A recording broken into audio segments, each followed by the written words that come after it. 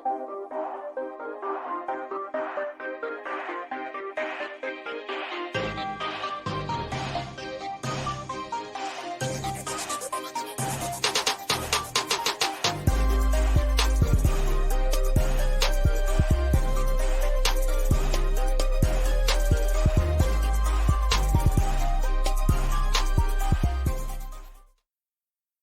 did it 2 days in a row. I knew I forgot to do something before the show started. There. Pull the friggin' starting soon banner away. Apologies for 9:06. I got caught in the green room talking to our first guest. So no dilly, no dally zone. Since I'm officially a minute late, we're bringing Lucas. Morning, dude. Morning. How's it going, John? Let's see. No more Atlanta United and no more Nashville SC. So we both get to talk about all the other teams and reminisce about what's going on with the teams that we cover. For the record, John here, Lucas there. Lucas is batting leadoff this morning. I am in the suburbs of Chattanooga, Tennessee, because of a press conference that our friends at Chattanooga FC, and I mean this because Lucas and I can actually say friends at Chattanooga FC. And press conference later today. It is big news, and apparently they're saying that there are going to be muckety-mucks and dignitaries and press conferences, and you've got to be into a conference room by a certain time so they can close the door behind you, and a very busy day here in Chattanooga. But that's later. Morning, Lucas. Good morning. Good morning. Yeah, we are a few weeks into the MLS postseason, and teams are officially home, and then in about a week and a half's time, we'll have an MLS Cup champ, it feels like. Yeah, and I know that I wanted to bring you on to talk about Nashville, and from 30,000 feet, now that you've had a couple of days to sit there and kind of just chill a little bit and go, okay, season's over. What happened in the playoff series? So what happened in the playoff series? Well, more of the same from Nashville's late regular season matchup with Orlando. I mean, they played Orlando 3 times in the last month of the season, and all 3 1-0 results in favor of Orlando. Every game you went into it with pretty much the same philosophy. It's kind of that race to the first goal, and Orlando won that race. In the playoff game, they won it exceptionally early in the 6th minute with the Nashville giveaway in the defensive third. Ivan Angulo pounces on it, catches a deflection on the way, and Orlando's on the board. So it was certainly a deflating start for Nashville with so much emphasis on starting strong and the first 20 to 30 minutes. Then, boom, everybody's kind of stunned 6 minutes in, and Nashville's kind of chasing the rest of the way. And ultimately, Orlando, who I think finished the regular season as one of, if not the hottest teams in the league, move on and will face Columbus after Columbus eliminates Atlanta in what I'm sure will be a really fun Eastern Conference semifinal coming up this weekend. But, yeah, for Nashville, I think a lot of the same issues that they ran into post-Leagues Cup kind of reared their ugly head in the postseason. When you look at Nashville, obviously, I think Tom Bogert had the stat that it was 6 of your last 7 or 6 of your last 8 where Nashville did not score and put the ball in the back of the net. Obviously, a concern. The interaction that you've had with the fan base, what's it been like? Where is the DEFCON level here with this group? Yeah, I mean, I think there's mixed feelings about the season as a whole, because there's no question that when you take a step back, big picture, that Nashville accomplished something great this season in qualifying for CONCACAF Champions Cup with that Leagues Cup final run. But obviously, there are going to be concerns from the fan base with the way that things ended, and I'm sure they're going to want to see over the next couple of months things being done to address those issues in front of goal, that clinical edge that Nashville just did not have for the final few weeks of the year, that they had it in spurts in the midst of the summer and MLS regular season play, and of course during Leagues Cup. So it feels like, John, this team is close when it comes to being able to accomplish something, being able to secure that first trophy in club history with the foundation that's set, the defensive pedigree that didn't really waver all season long, and just trying to find that spark, trying to find a way to where this team can continue to build around Hany Mukhtar in the attack without being as reliant on Hany Mukhtar in the attack as they have been. And we saw a little bit of that in Leagues Cup with Sam Surridge coming off the bench and just the immediate impact that he had, scoring 3 goals in his first 3 appearances in that tournament. And then he gets hurt in Atlanta the first game after Leagues Cup, takes some time to battle back from that injury. He's certainly playing through it. So I do think that's a big part of this for Nashville going into 2024. The first full season of Sam Surridge, the designated player, the forward from Nottingham Forest, who didn't get the benefit of a full preseason with this team, kind of go straight from the Premier League gauntlet straight into MLS play in the thick of things in the middle of the summer. So he'll get a chance to get healthy. He'll get a chance to get a full preseason under his belt. And then we'll see what other additions and sort of auxiliary tweaks Nashville makes along the way, because you're playing a lot more games in 2024 than you did in 2023 if all goes well. You're reading my notes. That's my follow-up question coming up here in a sec. Lucas Panzica, play-by-play voice on the radio side for Nashville SC, at Lucas Panzica on the Twitters, hanging out with us on the 280-character app. It's at Lucas Panzica. I can't say Twitter anymore. At the I still do. 280-character app, he's at Lucas Panzica, and we're going over everything in Nashville and the Eastern Conference. So, you mentioned trying to find complementary pieces for the attack. You mentioned Sam Surridge and having him for a full training camp, bringing him in. How much turnover are you anticipating when it comes to rosters? What are we looking at with contracts? And our friends at Transfermarkt are usually pretty solid about those kinds of things. But how much turnover are you looking for here? I think a healthy amount. It'll be interesting because there are a few players, the likes of Dan Lovitz, whose contract is up with Nashville this season, and there are foundational players like Walker Zimmerman and Hani Mukhtar that are set in stone for the future to come for Nashville. So I think the foundation will remain very stable with Gary Smith and with this roster. And it'll be really interesting. Shaq Moore on that right side, not going anywhere as far as his contract is concerned. Jacob Schaffelberg will continue to be a building piece for this attack as he came into this past season with a brand new contract. So I don't think that there will be an overhaul by any means, but it'll be interesting which areas of the field Nashville chooses to address most aggressively when you consider, obviously, the need for goal scoring and supplemental scoring beyond just Hani Mukhtar. How much of that will they look to 2024 and say, okay, well, Sam Surridge, that'll kind of continue to be the expectation. So I wonder if the club will look at it as, okay, adding more goals directly to this lineup, or is it adding more to the buildup and in a midfield and Anibal Godoy and Dax McCarty, that, Sean Davis, that certainly has helped build that foundation for Nashville, but obviously aren't getting any younger. So that's something that they'll look to in 2024 as well. But I would not expect anything close to an overhaul, John, where I think this club feels it's very much headed in the right direction as far as the foundation and the base of the roster, but it will be very interesting where they choose to attack it most aggressively. And that is something that I don't think has been answered yet. End of the calendar year, it's decisions on McCarty, Willis, Fafa Picault, Jack Mayer, Taylor Washington, Lawrence Wyke, who is in Tampa, Elliot Panico, Lucas McNaughton, Hawkinson, and Ahmed Longmire. Those are the ones that have the December 31st, 2023 date attached to them.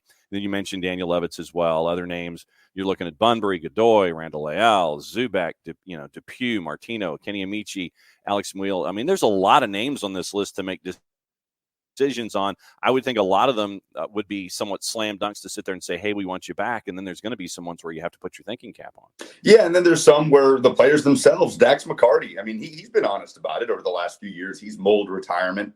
And so what does that look like for Dax? Does he feel he has another year left in him? What would his role look like in 2024? I think Dax probably played more games than he would have anticipated, than the club would have anticipated this year. And Dax McCarty had a good year for Nashville in 2023. So how good is he feeling heading into the offseason that he could give it another go? That would be up to Dax, certainly. A lot of depth pieces, too, that you mentioned there that didn't see the field much for Nashville, the likes of Kenny Amici and Lawrence Wyke. And, Nick Depew came in from Los Angeles as a defender, a center back. That was kind of the responding move Nashville made with Dave Romney going out the door to New England. And then Depew arrives in Music City, and he has an Achilles injury, and he doesn't play a minute for this team all year. So if they do choose to bring him back, that'll very much be like a brand new signing for Nashville that they actually made at the beginning of the 2023 season to shore up that defensive area where Gary Smith has found so much success. So I think you're looking at a spot where Nashville could be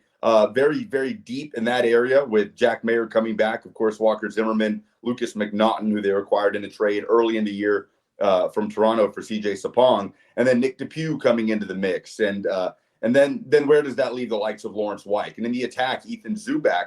Nashville was looking for options in the final third. Zubak didn't really factor into that, the former LA Galaxy man. So what does that look like for him moving forward? So I do think where you'll see the most churning will be in that area of the roster of those names that you just listed. The names to really look at as far as guys that have contributed for this team that have been an integral piece over the last few years are Dan Lovitz and Dax McCarty.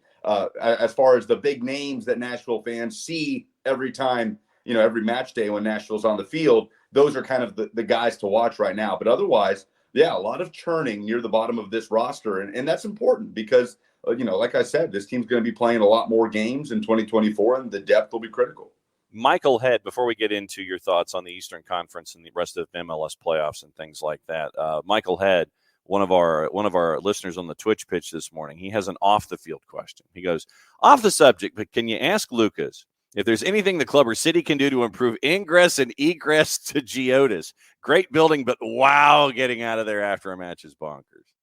Yeah, that certainly had been a big topic in Nashville, and Geodis Park went up where, there were no questions about the game day experience or the stadium or anything. All of that was great. Obviously, it was the parking and like you said, the ingress and egress. What I can say is that area around the stadium is continuing to be built and worked on. There's going to be more infrastructure, parking garages, shops, apartments, restaurants. So it certainly is a process, but I think the club wanted to get the stadium up and running. They wanted to put that on the map and become that part of sports culture in Nashville while kind of supplementing it around the building in the years to come. So I think with every passing year, there will be improvement in that regard. But certainly there are ways to get around it. I think a lot of locals in Nashville have found ways, have found their own little ways to do things. Like I know, the thing that I would always tell people is, it's Wedgwood, Houston. There's a neighborhood right there. Get there a little bit early, maybe 2 hours before the game, find some street parking, grab a bite to eat, and walk to the stadium. There are hacks,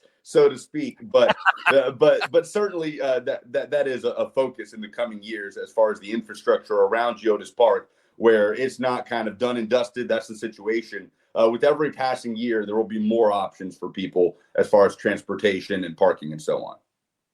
So are you claiming real estate for your restaurant sports bar space somewhere there in the couple of years where folks can come and gravitate toward? Is what I'm hearing? If I'm doing that, I better get in on it now, John, because that's just going to keep skyrocketing as far as what it'll take to really get a foothold in that regard. Lucas Panzica hanging out with us for the next couple of minutes, discussing everything Nashville, #everyone in at Lucas Panzica on the 280 character app. When you look at the playoffs from the rest of Major League Soccer, what else is stuck in your mind? I can't wait for Columbus, Orlando. I don't know. Safe to say those are the two teams playing the best soccer in Major League Soccer right now. Definitely in the Eastern Conference. That's sort of the matchup that I gravitate towards. Philly and Cincinnati will be interesting. It's set the league back a decade. Yeah, I know. I think that let's just focus on that Orlando-Columbus game, which really has the opportunity for fireworks. So, both teams deserve to be where they are right now. I think both teams have a stake at the MLS Cup and coming out of this with a trophy. You get the feeling that the team to hoist MLS Cup this year will be out of the Eastern Conference. And I think between Orlando and Columbus, if you're putting your money down on either of those two, you've got a pretty good shot. Yeah, Columbus is a very, very well coached, very dangerous. Oh, yeah. What about the chaos in the West where you've got an 8 that's made its way through and you've got 4 versus 8 in one of these things? Yeah, when Sporting Kansas City snuck in, it was funny, the reaction, because it felt like there was some criticism there of SKC and kind of pounding their chest for getting into that 9-team playoff. But then on the flip side of that, it was also, okay, but watch out.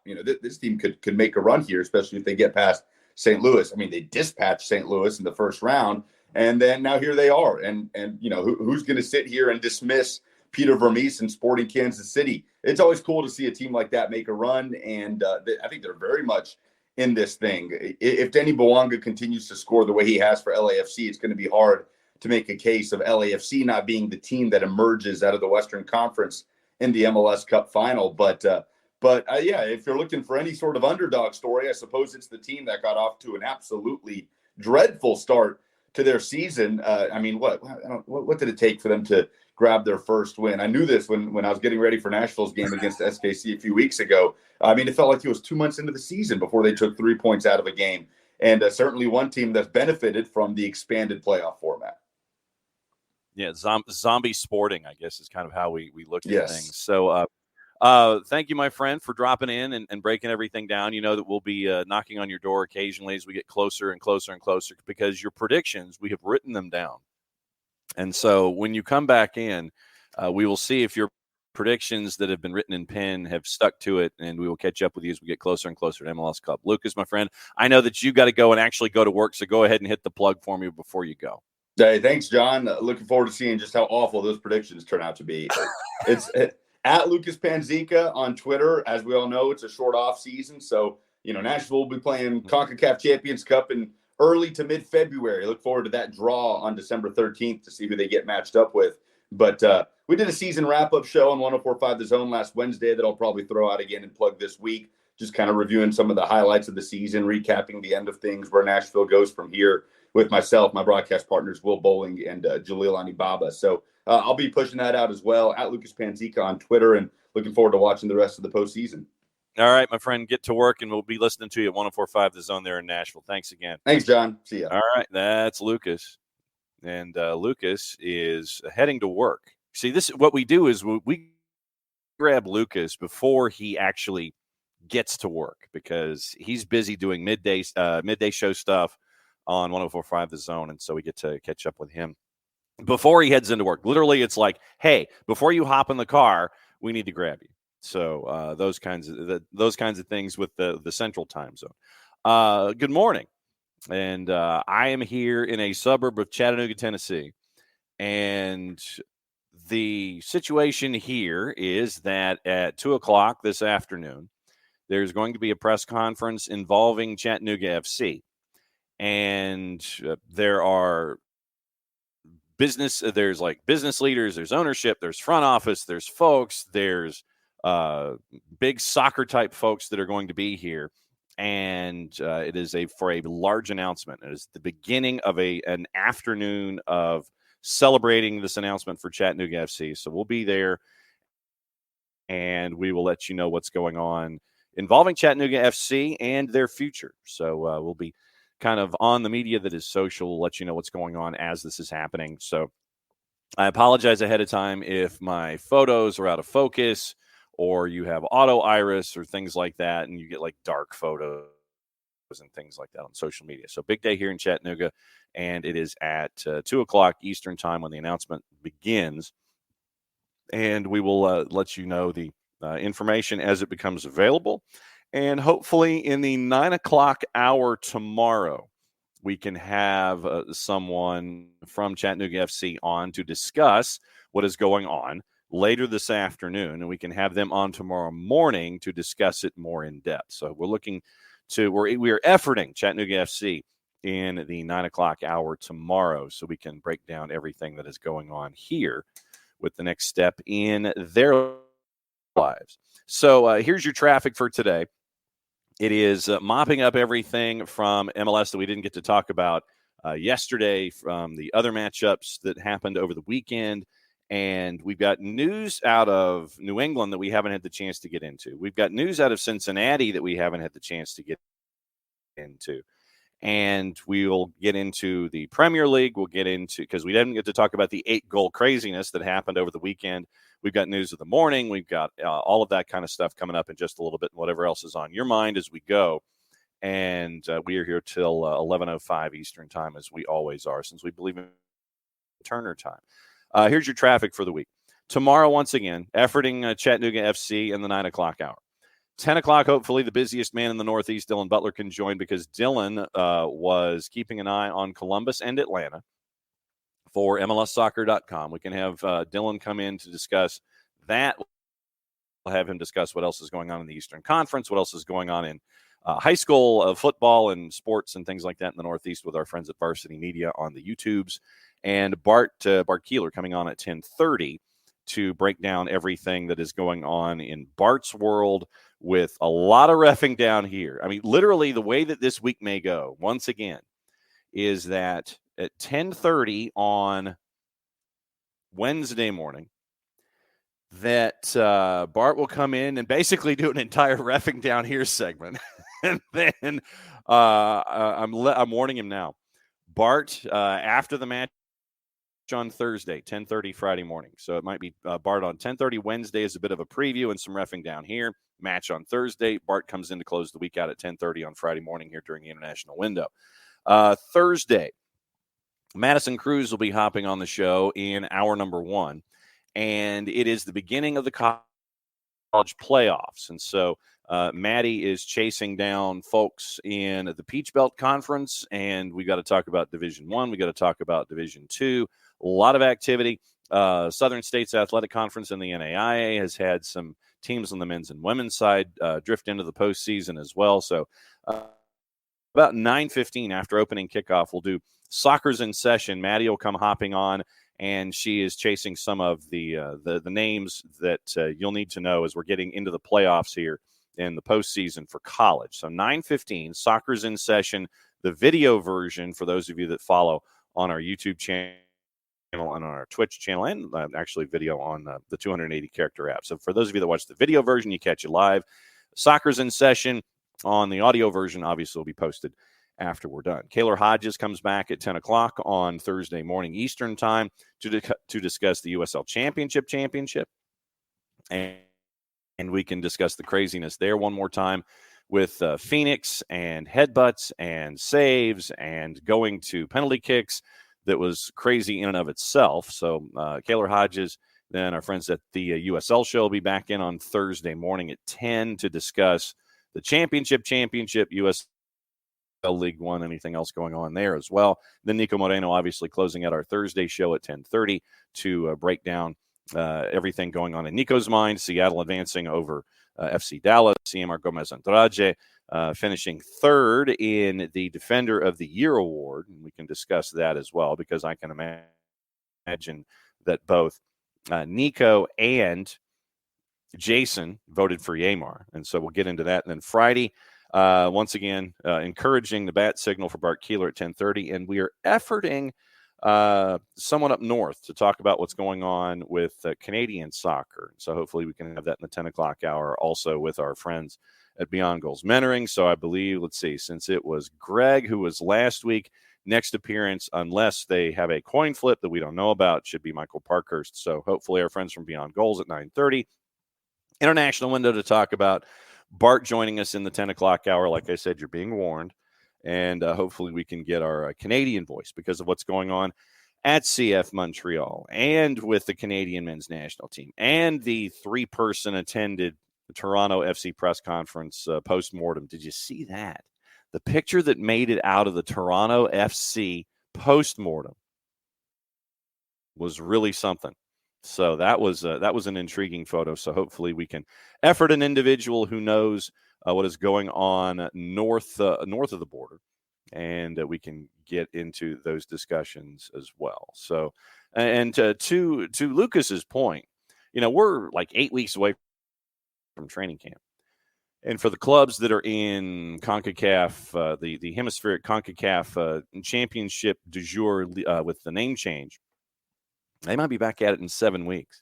So there's plenty to talk about as we get through the international window, get you through the holidays. You've got all of the teams with their roster decisions, and then we can sit here and kind of fish through what's going on with roster decisions and who's available and who's not available, all those kinds of things. So we'll be chasing the colleges, Soccer's in Session, going through the playoffs, all these kinds of things. And like I said, we ain't going nowhere. So we got plenty to talk about as we go forward. So opening kickoff brought to us by our friends at Kickoff Coffee. Now that we're at 9:30, opening kickoff brought to us by our friends at Kickoff Coffee. And there's your QR code for those of you who are watching on Twitch. And that's probably the best that my face has looked to a lot of folks in a very long time. That's your QR code for those of you who are watching on Twitch. Once again, thanks for everybody at Kickoff Coffee and kickoffcoffeeco.com for being a part of everything here at SDH. Use the code SoccerDownHere15. You get 15% off of your purchase. They, in turn, take 10% reinvested into the youth game and youth initiatives. Very, very cool stuff from our friends at Kickoff Coffee and kickoffcoffeeco.com. All right. Did you see, and for the kickoff this morning, it's a lot about Cincinnati. Did you see with Laurel Fowler this morning? And she came out with a notice, and this came out about 2 hours ago. We all know that this time of year is set for folks to represent their clubs. And I know that we looked at a roster yesterday where George Campbell was involved. Caleb Wiley was not. I would posit that is just because Caleb's put in a lot of miles and a lot of minutes. And so good for George Campbell to get the nod, but I imagine that Caleb's pretty gassed. So you have folks who are gravitating toward their national teams. They get tapped. Hey, come and represent your country. And then you sit there and you're like, okay, when do I need to be there? And you run across the planet and you sit there and it's like, okay, great, fine. Okay, what are we doing? Now, one of those individuals that was tapped on the shoulder was SC Cincinnati forward Aaron Bupenza. And he was supposed to be a part of the Gabon side that was going to be in international windows and performing for their country. So you have qualifications for World Cup in 26. And Ibrahim Ndong and Aaron Bupenza were supposed to be a part of this process. And here is this is the longer version. Our friends at the Gabon Review actually posted this morning. And so we'll dance back and forth between what Laurel Fowler has and what the Gabon Review has. Summoned by the national coach of the Gabon Panthers, Thierry Muyuma, for the first 2 days of the 26 World Cup qualifiers against Kenya and Burundi, respectively, November 16-19, in Franceville and Dar es Salaam, Tanzania, Ibrahim Ndong and Aaron Bupenza were excluded from the team on Tuesday, November 14. Indiscipline is mentioned by the staff to justify the sidelining. Gabon begins its qualifying for the 26 World Cup. That was the headline. And then Muyuma called on 23 individuals, including Mario Lamina from Wolves, Denny Bouanga from LAFC. Aaron Apijangoye from Sivaspor, Aaron Bupenza, and Didier Ndong. And now, from the article, except the last two mentioned are no longer part of the group. They were excluded this Tuesday, November 14, because of indiscipline problems. Marketing the PR folks for Gabonese football bears the authorship of this information, which is making the rounds in the media and social networks, as the two athletes concerned are part of the Gabonese Panthers executives. Clearly, the text states, quote, that the two internationals present in Libreville since Friday, November 10, 2023, to take part in the qualifiers for the 2026 World Cup have never reached the meeting place despite the domestic flight tickets in their possession, end quote. It is quite natural that 2 days before the match against Kenya, quote, the technical staff, in view of the new paradigm based on discipline and out of respect for the entire group present in Bongaville, decided to dismiss gentlemen Didier Ndong Ibrahim and Aaron Bupenza in their respective clubs. The first mention is already customary to the fact. The officials of the National 11 assure that this approach aims to, quote, put the national team above any other personal consideration, and that from now on, only Gabonese people who love patriotism, respect the Den, and are committed to defend the values of the Republic with dignity. For fans of Gabonese sport, this is the mark of the new coach Thierry Muyuma, barely at the head of the selection he chose in his first list to do without captain Pierre-Emerick Aubameyang, a strong decision but appreciated. So the local papers dig what happened. So basically, Bupenza and Didier Ibrahim Ndong were around since last Friday. They were there since last Friday, and now, because of what is being referred to as indiscipline, they're being removed from their squad. So Aaron Bupenza, very, very quick. He'd been in town since Friday. You've got a match on the 16th in 2 days' time. You've got a match on the 19th in 5 days' time. So 2 days makes it Thursday. 5 days makes it Monday. 2 games to get ready for Gabon chasing after an opportunity to be in the 2026 competitions. But because of indiscipline, you're out. You got that. And then also, apparently yesterday, with FC Cincinnati, sidebar, how are you in town since Friday and still not arrive on time? You're in town and you don't arrive on time. I'm sure. Okay, great. And then apparently also yesterday, according to various and sundry folks, it appears that FC Cincinnati tried to appeal the Matt Miazga suspension. Like I said, we had a couple of things with Cincinnati this morning. So apparently Cincinnati thought that they could appeal, or they wanted to appeal the Matt Miazga suspension. Once again, that's word out of Cincinnati that this was part of stuff. So Matt Miazga, apparently Cincinnati, went to the wall for Matt Miazga, your defender of the year in Major League Soccer. And that being interesting in and of itself, have you seen, since we mentioned Matt Miazga and allegedly charging into rooms, have you seen the video of Corinthians, the Corinthians head coach, attempting to storm the VAR room? The head coach literally goes to storm the VAR room. He had a player removed from their match. One of their players gets sent off, and so the coach literally goes under the stadium into all of the hallways, tries to get to the VAR room and knock on the door. Video's out there, by the way. So the Corinthians, they try to storm the VAR room after one of their players gets sent off. And, of course, media are sitting there, and they're trying to tape it because you see the coach go sprinting past the media room, then go down the hall looking for the VAR room. And you see all these folks with, cell phones and cameras and things like that, and they're chasing after the Corinthians coach. When the Corinthians coach and the staffers that are attached to him realize what's going on, you see all of them trying to, put their hands up in the air and push away, and it's like push media members back and things like that. So, lesson learned here. Cameras are always rolling. Mics are always hot and cameras are always rolling.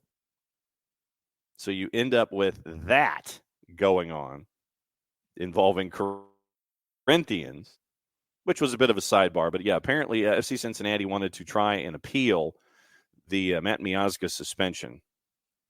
And that we found, that was intriguing. It was intriguing at the very least. So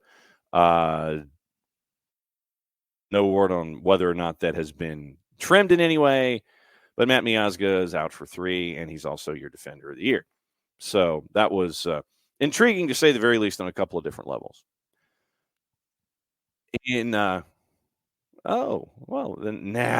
Okay. So it's been a bit. This man has been very, very busy, and we are blessed to have him back under the roof. Ladies and gentlemen, I bring you Nick Alifi. Oh, man. Welcome back. Thank you. So for folks that you were gone a fair poke, sir. What have you been up to? I was shooting for a client in California for a minute, and then back here, and then had to show up for jury duty. Oh no! I'm the last person you want on a jury. I'm just letting you know that if you were someone out there who is of the legal mindset, then you're like, you know what? Is that Nick Alifi who just walked into that jury pool? I should go ahead and just have the bailiff remove him like right now. So yeah. Especially if you have like a personal injury, workers' comp, insurance case, and you're representing the insurance people, just don't have me in there. Just don't. Mr. Alifi, what do you feel about insurance companies in general? They're a necessary evil. Focus on evil. Judge exception. Your Honor, can we remove this clown from the courtroom immediately, please? Yes, that's why I went with the legal version. Your Honor, please excuse juror 27, please. Yes, get him out of here. Yeah, get him out of here. How much have you been able to keep up with what's been going on here in this part of the woods while you've been gone? I kept up with Atlanta and their exit, and not much else. Okay, so I've seriously been going. For anyone who has been dialed in, I've been off the grid. If I haven't been shooting, I've been editing, and if I haven't been editing, I've been preparing for to contribute somewhat to the legal hilarity of the universe. Yes. So now that you've had a couple of days post the loss in Columbus with Atlanta United, since you're back under the tent, sir, what are your thoughts on what we've seen here over the last little bit? I don't know if we're ever getting, for many reasons. One is that, nostalgia plays a role, but I don't think we're ever getting 2017, 2018 back. And I don't think that's anyone's fault or doing. It's just time has moved from that window, just like Patriots fans are never getting that run back. No matter who they draft, no matter what they execute, they're never getting that back. 2-8 will do that. The Yankees, the great runs that we had in the 90s, we're not getting that back. We're not getting, you just have to enjoy it while it's there. And then, you hope you enjoy the peaks, and kind of work through the valleys as you can.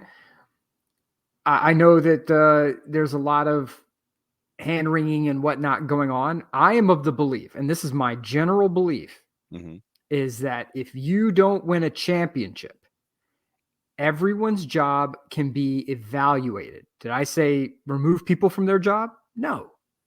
But did I say evaluate?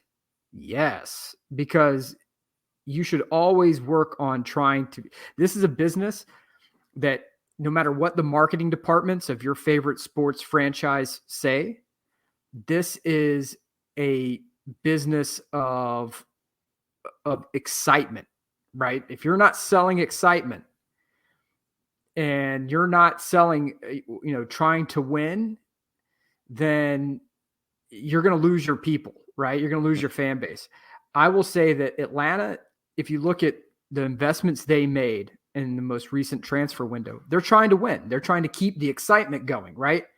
And yes, David, 100%. We always talk about that cheat code of the first few years that you come into a league with the gam wham bam money. Yes.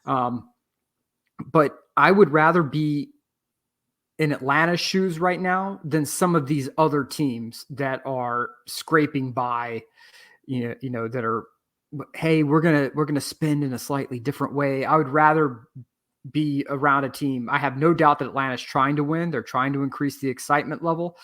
But you should always, in that vein of keeping things exciting, keeping things fresh, keeping things energetic, everyone's job should be evaluated.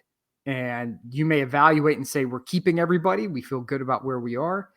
But you have to at least say we're evaluating, because that keeps everyone on their toes. That keeps everyone from becoming too complacent. It keeps people from, becoming too locked in their ways. It keeps you away from the gravity of success. we focus on one methodology to win. Instead, it says, hey, look, we got to constantly look for new and exciting ways to win. And I think that's what Atlanta needs to be doing.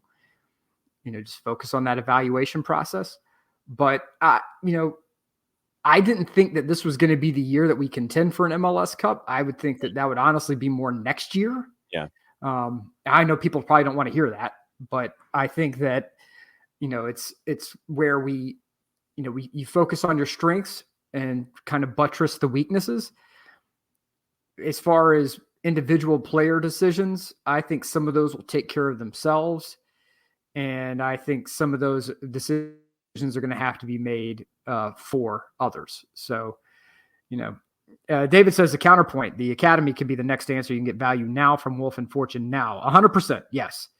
That helps. And I don't have any concern when those two are on the pitch. If Cobb is one of those two, even better. 100%. Yeah, and academy is a cheat code as well. Mm-hmm. If you look at where teams like Atlanta are differentiating themselves from, teams like Minnesota. Minnesota doesn't really have an academy. I think they were forced to sort of have one by the league. You will have an academy, sir. Right. But the Atlanta has, you can say whatever you want about anybody in the front office, but their academy philosophy works because there are very few teams. I think Dallas may be one of the few other ones, Dallas and Red Bulls, who are putting just academy kid after academy kid. Oh, Seattle's another. Seattle. Yeah. And so that's a cheat code as well. So I overall, I feel good about the direction of the franchise. I think there need to be some changes, especially on that back line. I'll issue one hot take here. I don't think Robinson has been right since that incident at the Braves lockdown facility, wherever the battery. So I think ever since then, I don't think Robinson's been right. I think he's been unsettled, okay, I'm ready to get out of here now. I've had enough of I don't think he has an issue with the fans. I don't think he has an issue with the team or management. I just think he's ready. I'm ready to get out of Atlanta. I think that incident, I think, really changed things up. Almada's going to be gone. I think he's ready for Europe. That leaves room for, some changes along the way. So it's going to be, interesting for sure. But overall, I feel good about where the team is. I think you got rid of a lot of bad contracts. I think you're probably going to get rid of a few more contracts here and there. And or maybe some contracts get moved to maybe a better financial state. I have no problem with that. But just remember that this is a salary cap league. So it's not just, oh crap, we have this player that, why should we get, why are we paying this player X amount? Why couldn't we keep this player and just pay him more? Well, because we have, there's a cap to consider.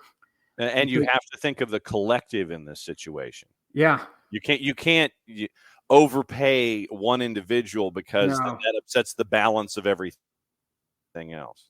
Yeah. And I believe that that's something to consider because there are different levels of spending within the cap. It's one thing to have an owner who says, hey, we are going to spend up to the cap, and for designated players, we're going to blow the doors off.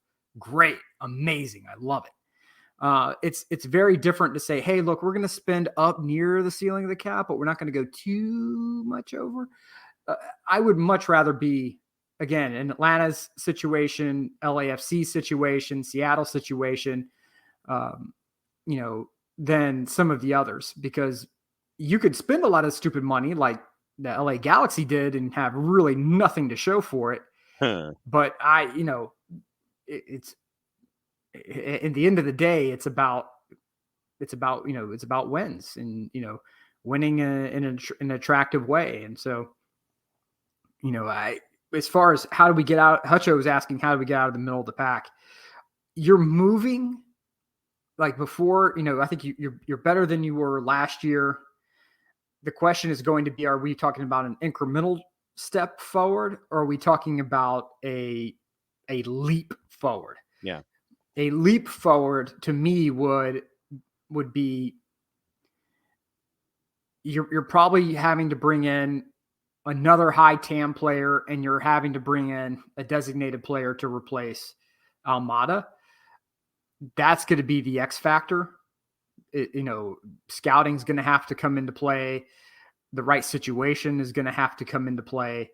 And, how can you move players around within the team to make that work?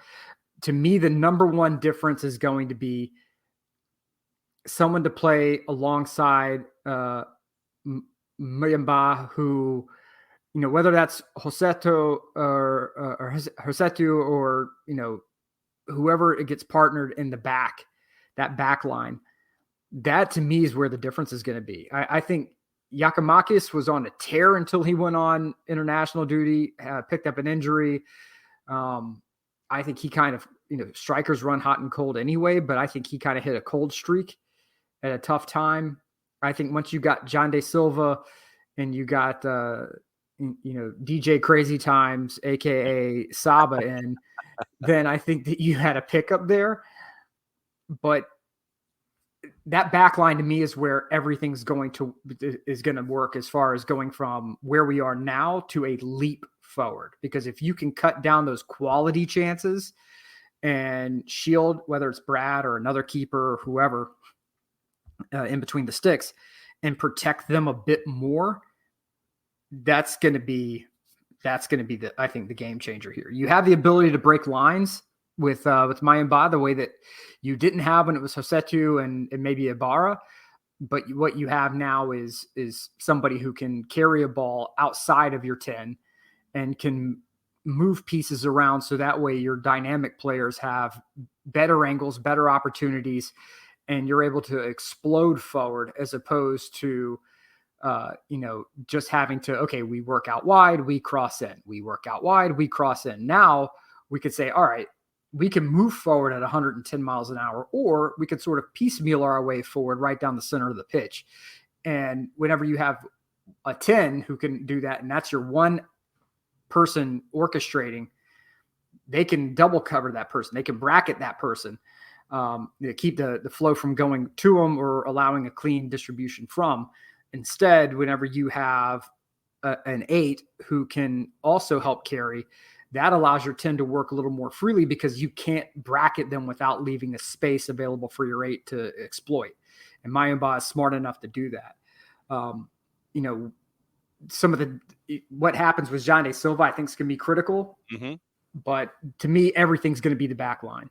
How you build up that back line, how you stop those transitional moments where you just got wrecked this year. I think that's going to be the leaping point going forward. And you're also doing it to Hutch's point, and that's why I left it up here on the screen for those who are watching on the video side. You're doing it in an Eastern Conference that is crazy competitive. Yeah. And I think you can take the whatever, covering device you want, and I think you can cover teams 2 through 7 right now. You can say 3 through 7, and that's fine. But I think you can say that there are a lot of little fine margins here and there between teams 2 and 7 in the Eastern Conference that if you tried to apply it to the Western Conference, I don't think it would apply. So I think that right now, upward manner in the Eastern Conference could be the slightest thing, and it could get you moving forward faster than others to get you, that home playoff date that Garth Lagerwey was looking for. And in a perfect world, let's say Miami has just a perfect world. Injuries are minimal. Messi stays perfectly healthy. He has an off season. You're talking about what is, again, on paper, mm-hmm. one of the most explosive attacks in league history. Suarez, still no joke. He, strikers, there are some strikers who age like fine wine.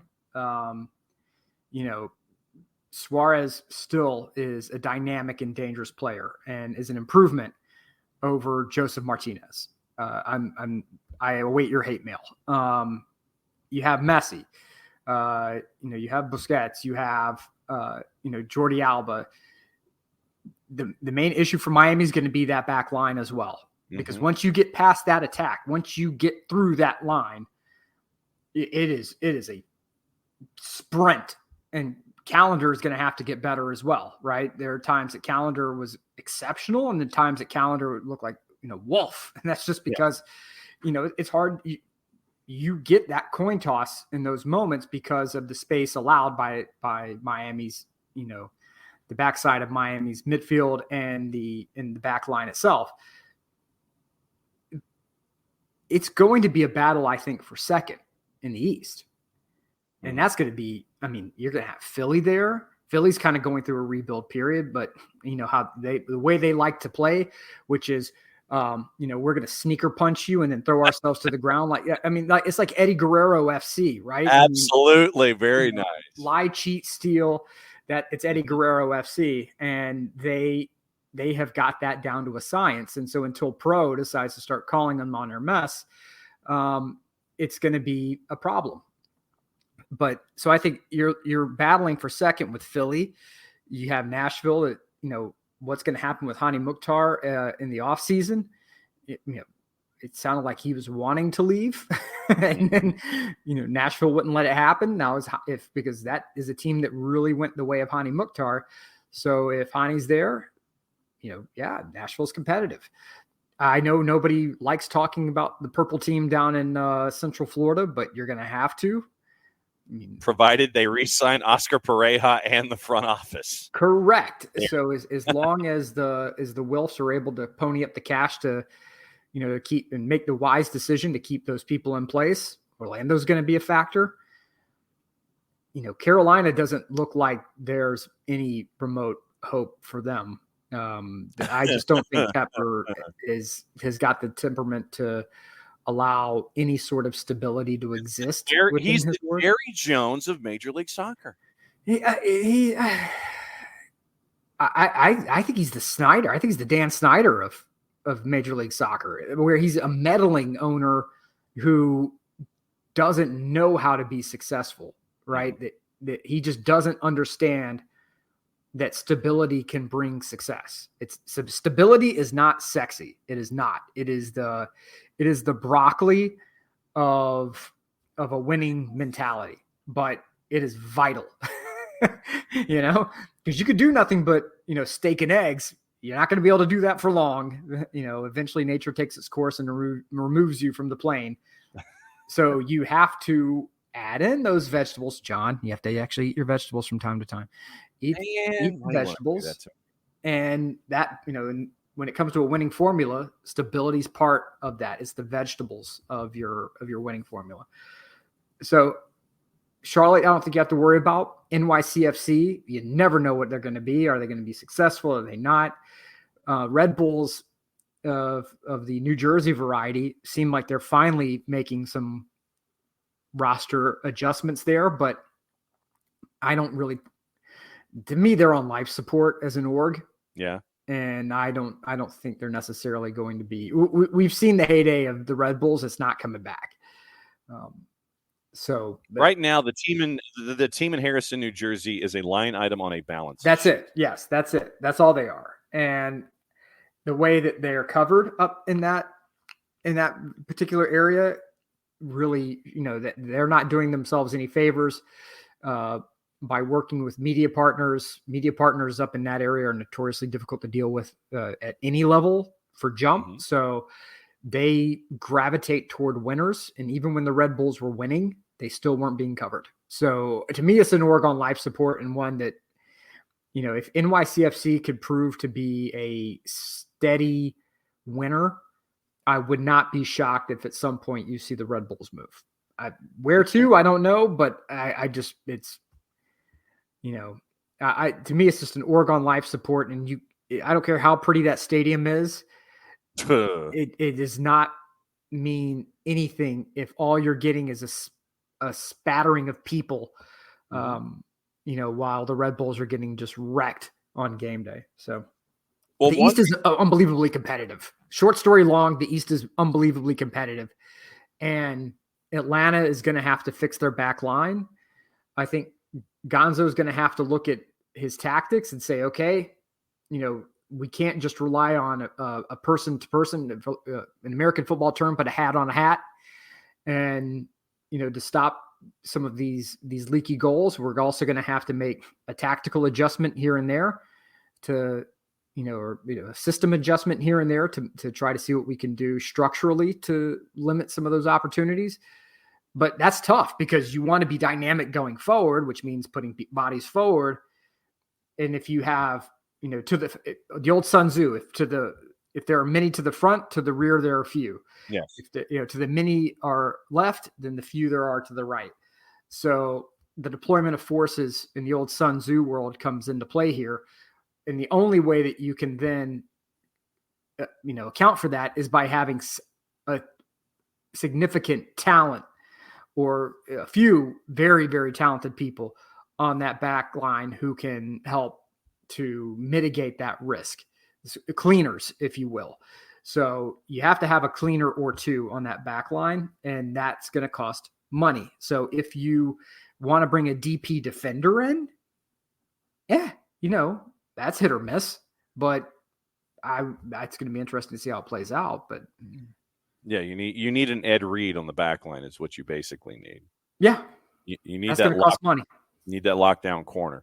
One team that you have not mentioned here in the Eastern Conference, the Revolution of Foxborough, Massachusetts. I don't know if you saw this story that was posted by our friends at the Blazing Musket. And it kind of adds to the information that we were seeing trickle out over the end of the year and the attached chaos therein that led to Clint PA being the interim man in charge as they try to figure out who's going to be their new man in charge for the 23 season. So Revs lose 2 and they're gone. They lose to Philadelphia, and there was your own round of chaos there as well. From our friends at the Blazing Musket, Omar Gonzalez talked to Seth McComber and Sam Minton and WPRO Radio's Tom Quinlan about the backlash of the Bruce Arena resignation, downfall of the Revs season. Quinlan then goes and reports another couple of details on New England Soccer Weekly. Quinlan reported that while Richie Williams was not going to have his Revolution contract renewed, Bruce Arena was lobbying to find him a landing place elsewhere in New England. Quinlan, quote, "Here's the other thing that hasn't come out yet. Bruce was trying to get Richie a job. You got a little bit of a taste of it in the Athletic story, but Richie was supposed to get the Hartford Athletic job, USL Championship. So it's not like Bruce was leaving Richie hanging high and out to dry. You just weren't coaching on this team, and you probably weren't coaching in Major League Soccer," end quote. Article continues. It is unclear what Richie Williams' interest level was in the Hartford Athletic job. However, it was speculated Williams had significant interest in succeeding Bruce Arena in Foxborough. That we kind of knew. Quoting Quinlan, Dave Vandenberg was going to be the next head coach, not Richie. That's speculation from people around and close to the situation, but that's part of the problem that Richie had. He wasn't going to be the guy, and he couldn't handle it, end quote. Tab Ramos was fired by Hartford Athletic on June 26. His longtime assistant, Omid Namazi, was immediately named permanent coach. Namazi was fired last week after going 2-14-2 through the second half of the season. Blazing Musket understands that the head coaching hire is expected to be made and announced by Hartford sometime next month. It's unclear if Arena was lobbying for Williams to replace Tab Ramos in the summer or trying to get Williams to replace Namazi when Williams' contract was set to expire at the end of the 23 season. Quinlan, quote, "Maybe USL is a good place to rehab your image. Now you can't go anywhere." Musket says either way, it's an interesting wrinkle to the inner workings to the ticking time bomb that was the Revs locker room. Obviously, Hartford Athletic had no comment when they were reached out to by the Musket. So just when you thought you might have heard everything involving the Foxborough Revolution, you get that. Good luck to Richie. Uh-huh. Because if you know anyone in the soccer community is not just small, it's tiny, especially at that level. I mean, it is frighteningly tiny. And if you step wrong, at any of those levels, especially in the Northeast, you're cooked. And the problem is that where's Richie going to go now? Because there's nowhere in the Northeast that's going to take him. And there's, I mean, from the Mid-Atlantic up, there's no one who's going to take him. And anybody who's attached to Bruce Arena. Right. So, because, I mean, if you look at Arena, where did he have his college success? University of Virginia, right? That's a lot of routes, Mid-Atlantic going north, that you're not going to find anyone who's going to be like, yeah, sure, we'll take a shot on you. No one. And so you have effectively become a man without a country. There was that old story with a person who, the man without a country, he couldn't leave the boat. He had to stay on the ship, watch everybody leave the ship and go and enjoy merriment and whatnot. And because he was a man without a country, he could not enter any other country. So he was just stuck on his little boat while everybody else came and went. And so that's where Richie is now, because you're a rat. No matter what, you could be a whistleblower, you could be this, you could be that, but one person's whistleblower is another person's rat. And in that soccer community that is so extraordinarily tiny and so incredibly insular, you're not getting it in. You're not going to be a water boy. You're not going to be able to put tape on people's feet. You're not going to be able to do laundry for these people. So, you know, Richie's going to have to go somewhere like to, you know, I mean, good luck. Maybe somewhere in the Pacific, maybe somewhere, you know, where Arena doesn't have, like, that Arena's not really known, or no one really cares or pays attention to American. I mean, American Samoa is a good place to start. You know, the Philippines, I don't know, brother, but you're on the run now. You're not going to be your job. You've lost your America privileges. Right? The paraphrase a line from Marcellus Wallace. You've lost your America privileges. So you get gone, you stay gone, and you be gone. So that's all there is. You can't be a rat in that world. Good Lord. So Jarrett, so Jarrett, we're discussing the situation in New England, which seems to be getting more, just when you think you've heard everything, then Omar Gonzalez speaks. And we continue to add to things, our friends at the Blazing Musket, and Nick is now detailing the story of Richie the Rat. Yeah, it's very dumb. This whole thing, like, this is a complicated story too. Like, I know Omar cut a promo after the game. Yeah. I know a bunch of people have cut promos. I know a bunch of people have written stuff. Remember, this story's been going on since League's Cup. Yeah. This isn't new. This thing's got layers to it. We cut this thing open, we're going to see the rings on the tree. And the rings are, in some cases, immense and weird and dumb, and just kind of feel like, man, Richie played himself. And I want to know what Bruce does next, really. That's kind of where I'm at, because, like, Bruce just seems like he's like, you know what? I'm not dealing with all of this stupidity. Bye. I'm done waiting around. The circus is in town. And then even if, like, he had survived everything, it feels like the circus had done so much damage, it wouldn't have mattered anyway. And maybe that's just Bruce being veteran Bruce and being a grumpy old man. But also maybe it's Bruce being on top of things, realizing that no matter what happens here, the well's got poison in it, and I'm just gonna have to go find a new well, because even if I can get the surface of the water done, this is down to the roots now. I'm gonna go do something else and somewhere else, because it's all shot to hell. But man, like, it's like I said, there's so many damn layers to it, and so many people being dumb. And to Bart's point as well, yeah, like the U.S. soccer community ain't big.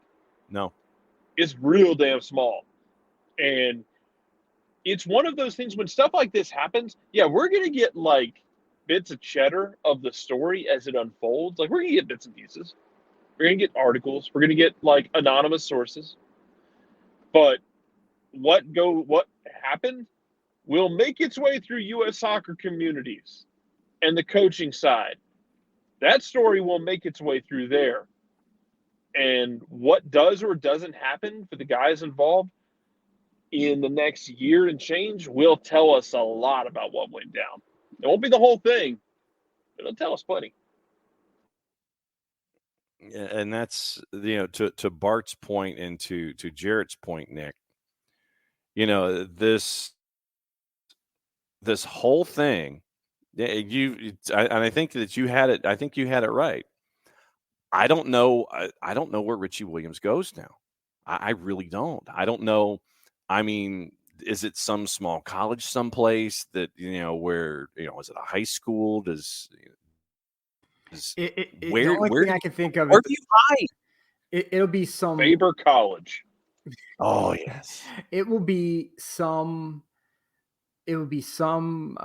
high-end for-profit, like academy somewhere with very few scruples. That's the only thing. He could go to the Canadian Premier League, but I think that if he wants to stay stateside, the only place that's going to hire him will be some academy that is only interested in taking rich suburban parents' paychecks. And I think that there are plenty of those around, right? Yeah. There are plenty of academies that are just primed to take your money because your baby's going to be a star. And they will have no problem putting, former MLS coach, Richie Williams is running our program now.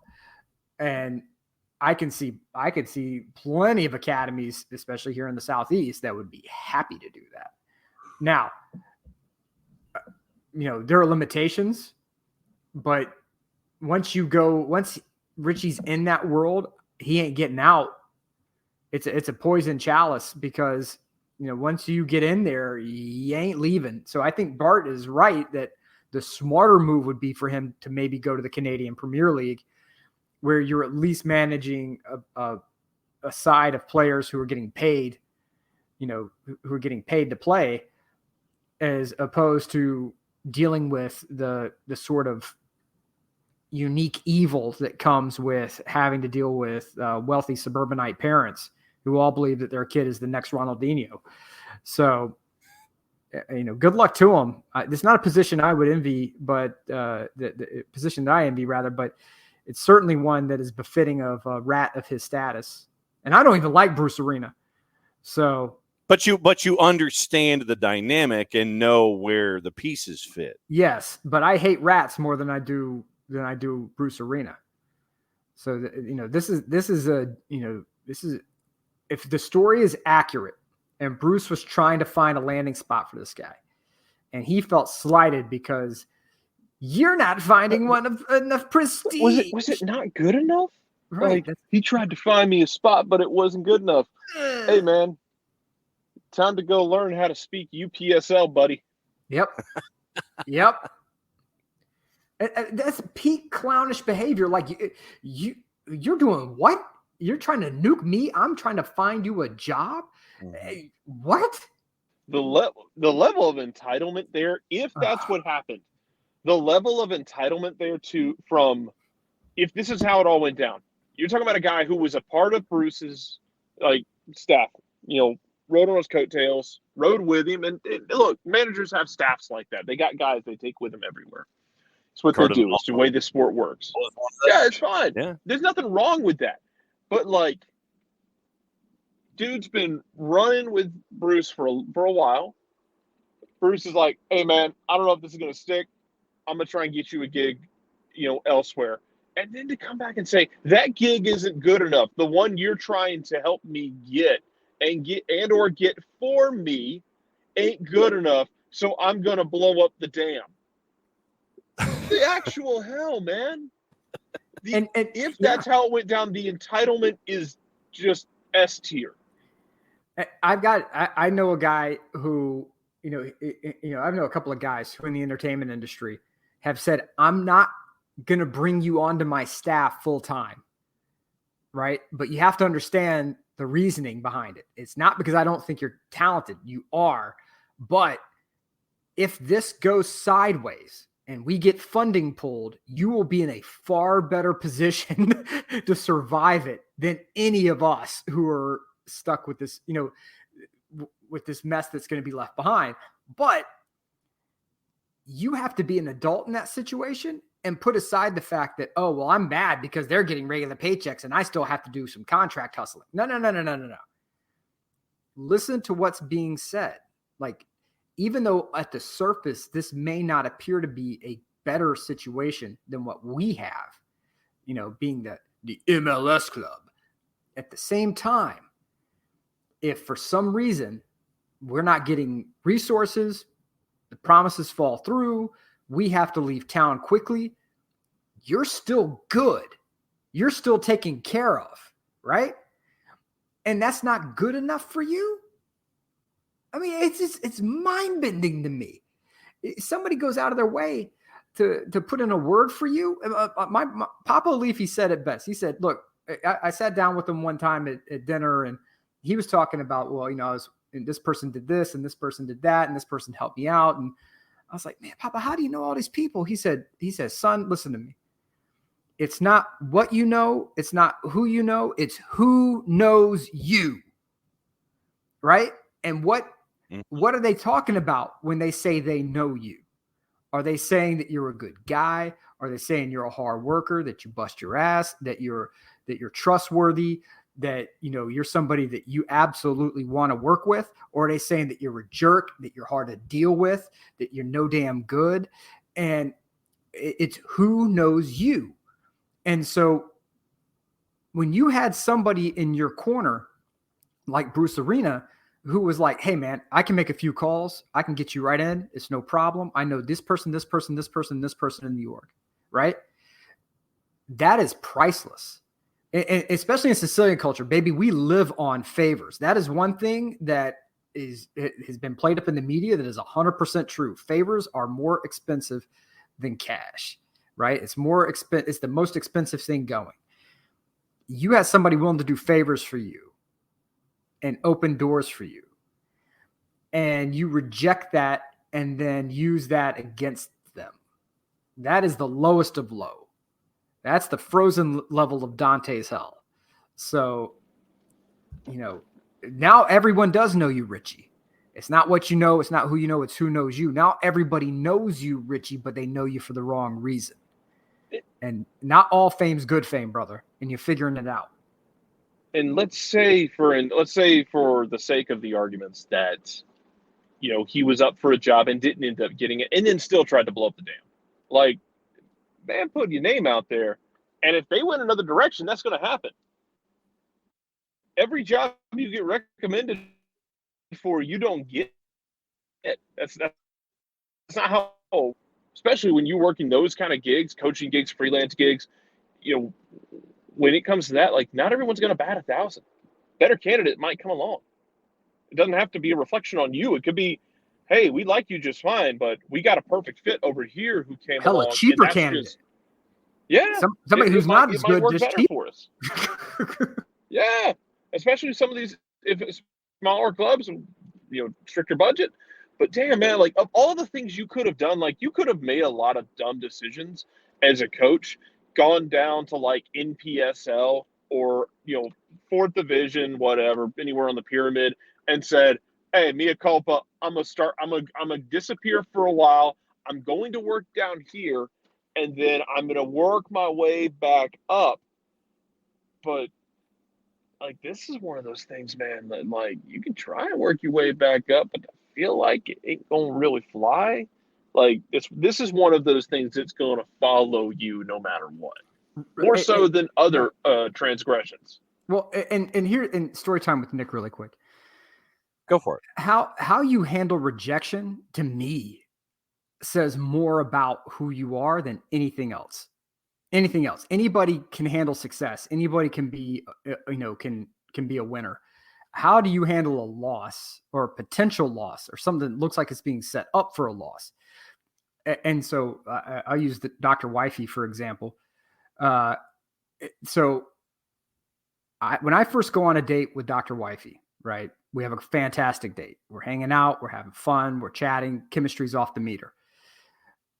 And we go to leave. She says, look, I'm going to be open and honest with you, is that this was a great date, but before I say that this is going anywhere else, I've got a person who I've been talking to. I'm going to go on a date with that person, and I'm going to see, like how it goes, because she has been open and honest and transparent, right? My exact response to her verbatim was, go for it. If you have better chemistry with this dude than you had here today, then by all means go for it, right? Because that's a win, right? Can't be mad at it. And later on, she said, your response in that situation told me everything I needed to know about you, which was that, you're confident, at the same time, you're level-headed.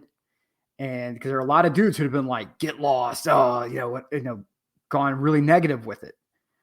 But if you know what your worth is and you know how to handle your business, you could be confident. Like there are freelance projects I pitch where I know I'm expensive. And I tell these people, this is what you're going to get though. And, I got somebody who could shoot on, who's going to shoot something for me and they're much cheaper. Okay, great. Fantastic. I completely understand. If anything changes with that, please don't hesitate to give me a call.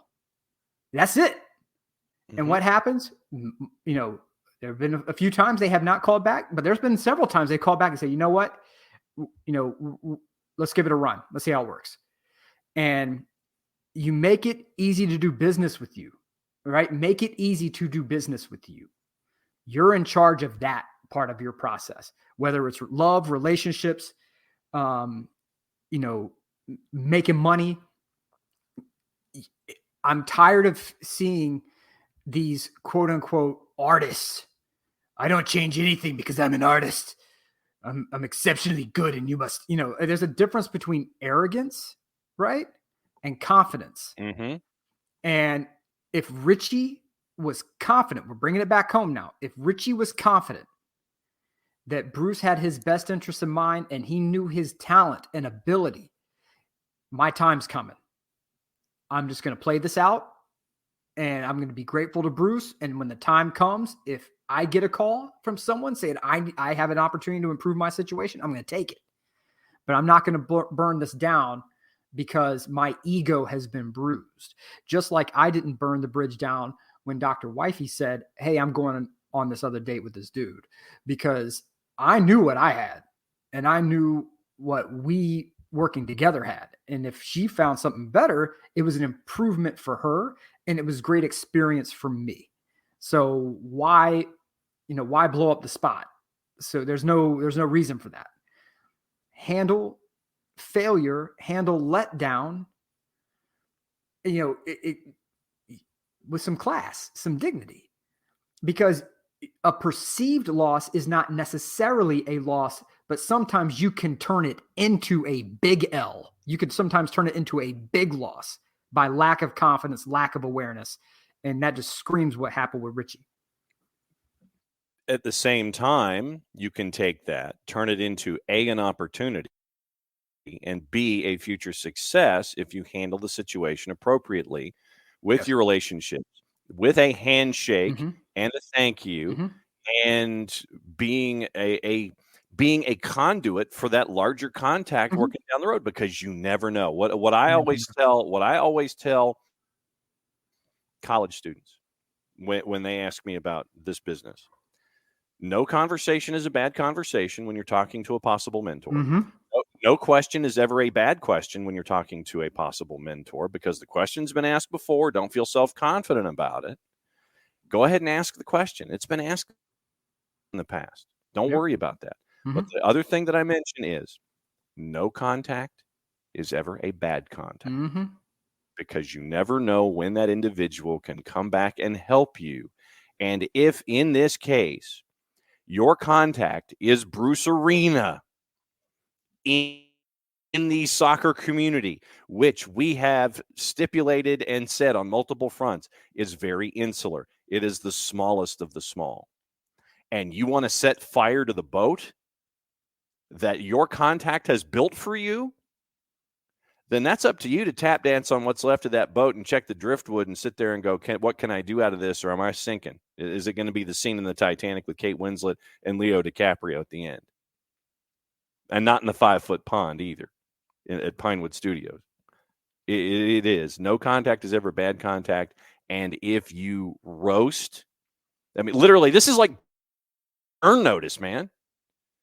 This is like burn notice. You set that contact on fire. Hey, it's up to you how you want to handle setback.